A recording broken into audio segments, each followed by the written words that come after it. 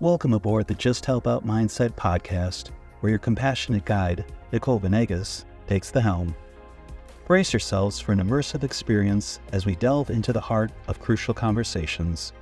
We're set to explore the intricacies of suicide prevention, navigate the landscape of mental health, and boldly shatter the stigma surrounding therapy. This isn't just a podcast, it's an odyssey of resilience and understanding. Join us on this transformative journey filled with stories, insights, and a collective mission to create a world that embraces the strength of empathy and helping others. Fasten your seatbelts. We're about to embark on a voyage towards a healthier, more compassionate existence. Welcome, listeners. I'm your host, Nicole Venegas. This podcast is named after our nonprofit called the Just Help Out Foundation, which is located in Tampa, Florida, and was created from a pure tragedy. My brother died by suicide on May 3rd of 2022, and that horrific day will be forever etched in my brain. A few days before he did it, he said he was feeling hopeless, so our nonprofit organization helps anyone in the community who may be feeling hopeless. And everyone that we help in the community is called a Joey. So far, after being around for 1 year, we have been able to help almost 50 Joeys since our inception, from homelessness, hunger, domestic violence, and mental health. The purpose of this podcast is to explore mental health in its entirety and to let everyone know you are not alone. If you think you are the only one suffering from anxiety, depression, OCD, panic disorder, agoraphobia, I challenge you to think again. I am also a mental health professional and see clients daily who are strong and courageous, and they have decided to talk about their feelings and process unturned stones in their lives. I hope you will do the same with me here today. Welcome to episode 3 of the Just Help Out Mindset podcast. I am your host, Nicole Venegas, and I am so excited to introduce to you who we have here live in the studio, Maurice. He is a certified personal trainer and an indoor cycling instructor. If you've ever been to Tampa, you have probably seen him or taken his class. He has worked at studios like LA Fitness, Powerhouse Gym, Crosstown Gym Studio. Maurice is dynamic. You can't see him because we're on a podcast, but he stands tall at 6'2", with a physique like a professional football player. This man brings energy and passion to every single class. Not only is he a personal fitness trainer and an indoor cycling instructor, he's also a DJ. We call him DJ Mo Betta. Woo woo. And he is absolutely phenomenal at every single thing he does. He brings remarkable energy. And if you were to meet him, if you were to see him, you would be like, whoa, Maurice, you are the man. But today's topic is a very serious topic. And we're going to talk about racism and mental health and how it's affected everyone in the country. But specifically, we're going to take a look at Maurice and the challenges that he has faced that people would never even know. And this will be similar to a lot of people's stories here. So Mo, go ahead and introduce yourself and we'll get started. Oh, you know what? I love that introduction. Unbelievable. You know what? It gave me goosebumps. Well, anyway, listen, my name is Maurice Lawrence. Like she said, I'm an indoor cycle instructor and also a personal trainer. And my odd jobs are my hobbies. And I say my hobbies is droning, aerial photography, and DJing. That's how I keep my life balanced. I love it. Droning. He's a drone professional. I love it. So Mo, you came to Tampa about 12 years ago. Yes. You are originally from New York. That is correct. So I want to take it back to childhood days and just like kind of let the listeners know what childhood was like for you and what part of New York you were in and kind of paint us a picture. Okay. Well, let's take it back. Let's take it way back. Let's do it. All right. So I was born in New York. Born in New York City, Brooklyn, New York. But I was raised in Queens. Have five siblings, 3 brothers, 2 sisters, and yeah, this here's where the story begins. Growing up, I was the odd one in the family, and the reason why I say odd, I was born with a speech impairment, right? So I always stuttered, but then started stuttering. I would say 3 or 4 years old, and that's when my life, I think started taking off, or started opening up. I got picked on a lot when I was a kid, and it kind of made me look at life in a totally different light. And I used to cry a lot and ask,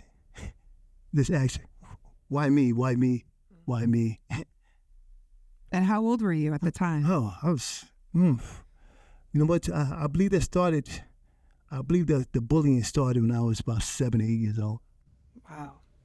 So about 7 years old, you're already experiencing these kids that are bullying you for speech impairment. Correct. And then are you already dealing with racism at this age? Not yet. Okay. The racism started, I believe, when I was turned about 9 or 10, going in my second grade. And, I think it was 3rd grade. And at the time, the school I was at was a public school. And my mother had to put me into a special school where they had a speech therapist. Most of those schools with special teachers, they predominantly all white. That's when things turned left for me. And growing up, we didn't have a lot. You know what? I'm gonna say it. We were poor, real poor. So growing up, I go to school with, mismatched socks and, dirty shirt on, and kids used to pick on me all the time. Hey, stuttering Stanley, mumbling Joe, the name started happening. So I come home, tell my mother, cry, right? Go to my room, and I had to stay by myself. I had to stay to myself. So basically, at a young age, very young age, I kind of isolated myself. So the isolation started around 9 to 10 years old. Correct. And if you tuned into episode 2, we talked about children and how isolating is potentially going to lead to depression and anxiety. Yes. And here you are, you're 9, you're 10 years old. I mean, you're just starting life, and you've already had to deal with this bullying, and now you're at a school where the teachers aren't treating you nicely. Correct. Either. So you go home, you don't want to go. You just don't want to be around anybody. Yeah, it's so funny. Like I said, the school is predominantly white, white students, white teachers, and they probably had out of 2,500 kids, maybe had about 10 black kids in it. Wow. So I heard these names, these nasty names, like, can I say it? I say it. Okay. Say it. Eggplant, watermelon head, and the big word that that's forbidden, the N word. Yeah, you can say it. Yeah, constantly. So that's unbelievable. So how did you get through this experience? Because that's a tough experience, and unfortunately, I want to say there are still kids out there going through this exact same scenario. Yeah, it's so funny you said that, because I'm a trainer, and I train young kids now, and I have two clients, age 13, one's 14. They go through bullying, and I tell them my stories, right? I said, listen, don't worry. Listen, things gonna change, because it changed for me, and I tell you down the road how it changed. But going back to my my early days, the 9, 10, 11, 12 years old, I hear all these names, the nasty names, the racist names, and I asked my mother. I said, why these kids call me these names, and I don't feel the same way about them, right? So she broke it down to me and said, listen, this goes way back. She said, way before I was living, right? And I dealt with it. I just dealt with it. Dealt with it from the age of, like I said, from 3rd to 4th grade, all the way up to high school. As I got older, I started working out, and this happened when I was 14, 15 years old. I started doing push-ups in the house, right? And I had to tell myself, you know what? No one's gonna push on me anymore. No one's gonna push on me, right? So I started doing 25 push-ups a day, and then after a couple of weeks, I went to 35. After a couple of weeks, I went to 50. And when I turned like 15, 16 years old, the names like Stuttering Stanley, the Little Mo, the Mumbling Joe, right, turned into Big Mo. Right. So what happened to me, right? I start my confidence grew. Once my confidence starts growing, right, I started relaxing, and that's what kind of helped me, because it built my confidence. That's fantastic. That's what I was going to ask too, was next. But before I go to more questions, I just want to say how amazing and courageous it is for you to come on this podcast and be so real, because this is still something that is Very going on all the time. Yeah, to the day. Yeah, correct. Absolutely, to this minute. Yep.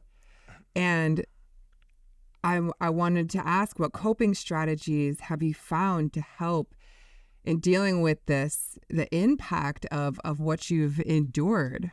I think the two things that helped me the most is just working out, listening to music, and just being my own world. And that's what I try to do. As you see my shirt, and it's so funny, I have this shirt right now, and it says, the More Better Fit World. And what's in that world? There's certain worlds out there, right? There's a world out, outside this door.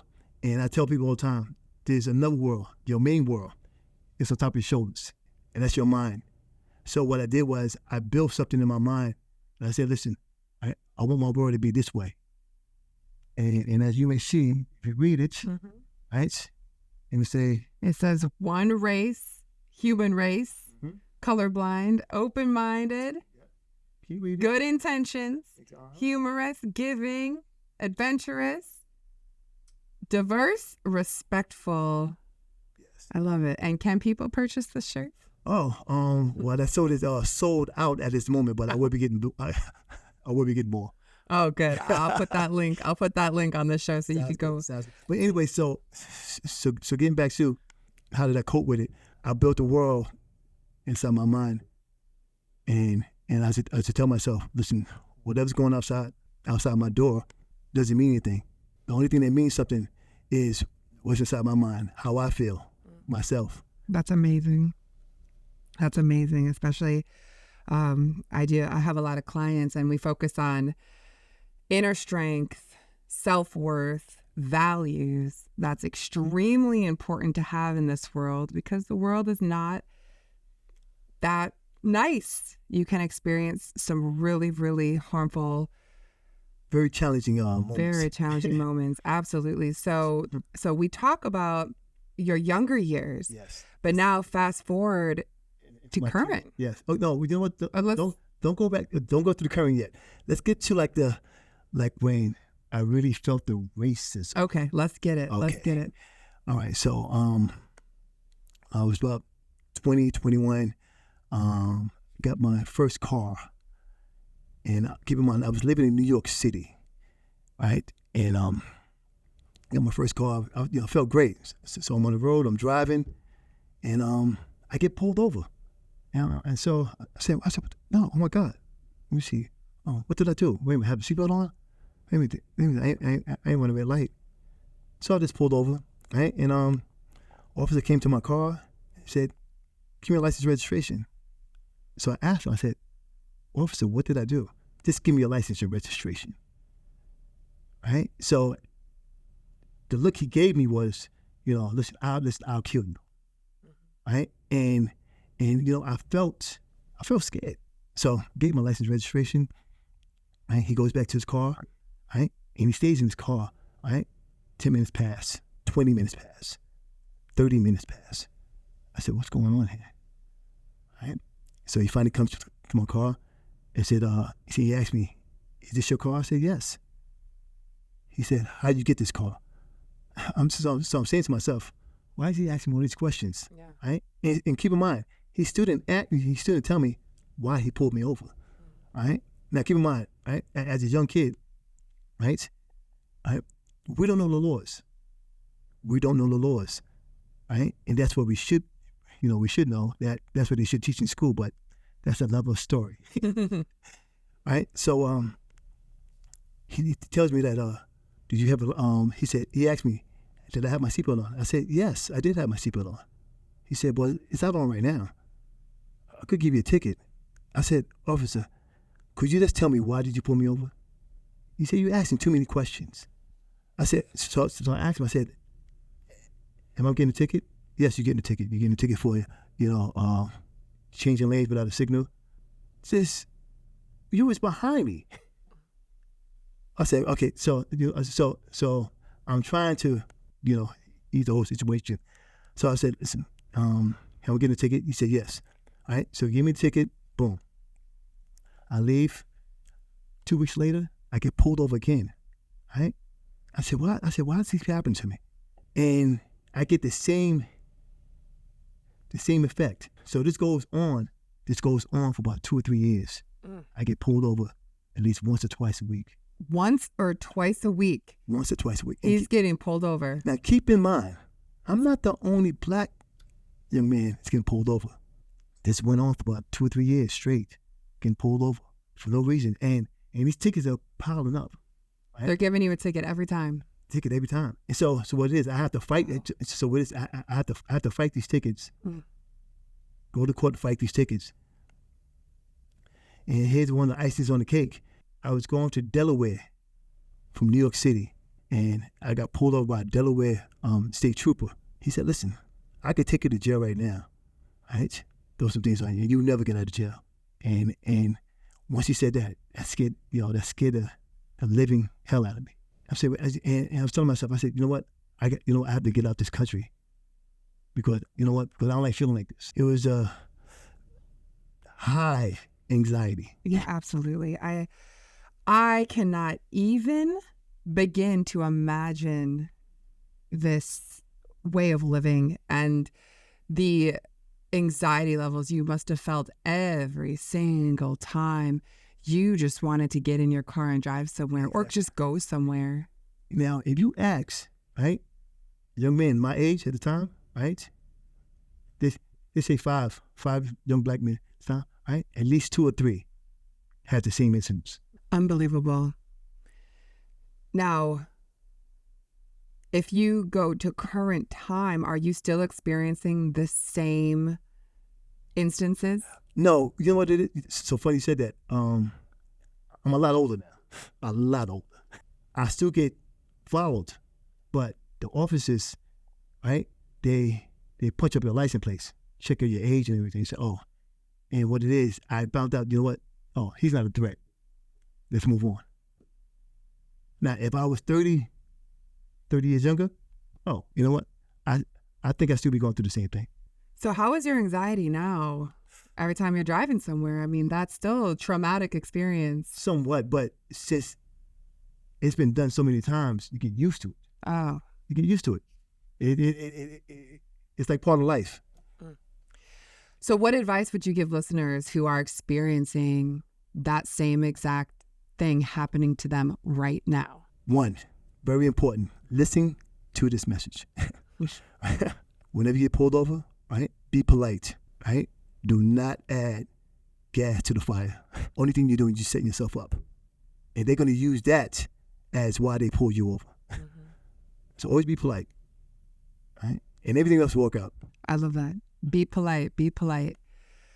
But the fact that we even have to give that message yes, I know. is unbelievable. I think that's just absolutely unbelievable.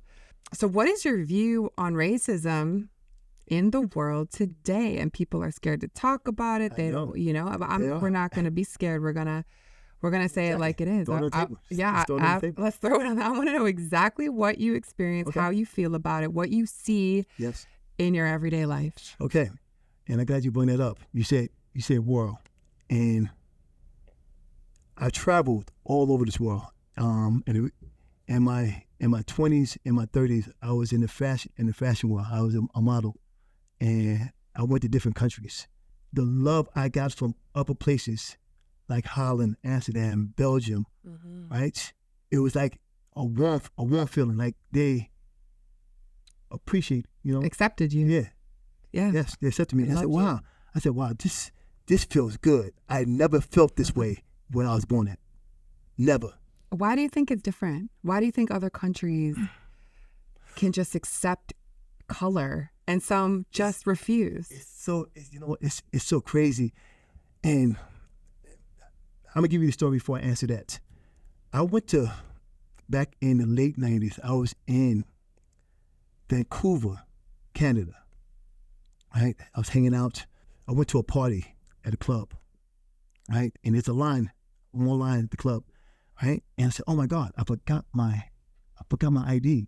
So I run back to the hotel. I come back to the club online, and the lady that had the guest list or the list at the front door, I told her, I said, "Listen, I was online. I was right behind the black guy." She said, "What guy?" I said, "The black guy." She said, "The guy with the green shirt." Oh. I said, "Oh my God. Oh my God."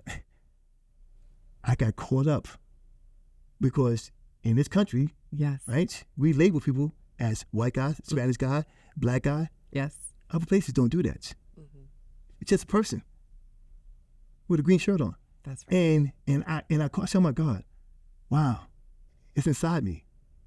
I said, "I got to get out this country. I got to get out the U.S."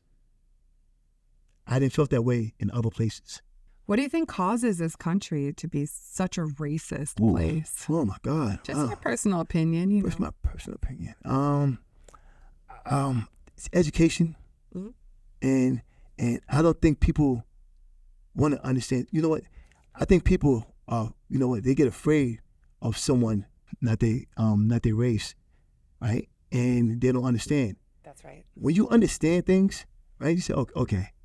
Oh, I see why this person's this way. You know what? That person's not bad at all. But if you don't analyze things and sit back and say, "Hey man, why do I dislike this person? Why do I hate this person?" And it's so crazy. And hate is so strong. It's so strong. Hate is a strong word. It's just closed-mindedness and generational upbringings. Yeah. If that's all you've heard all your life, here it is too. Right? I have kids. I have a son and daughter.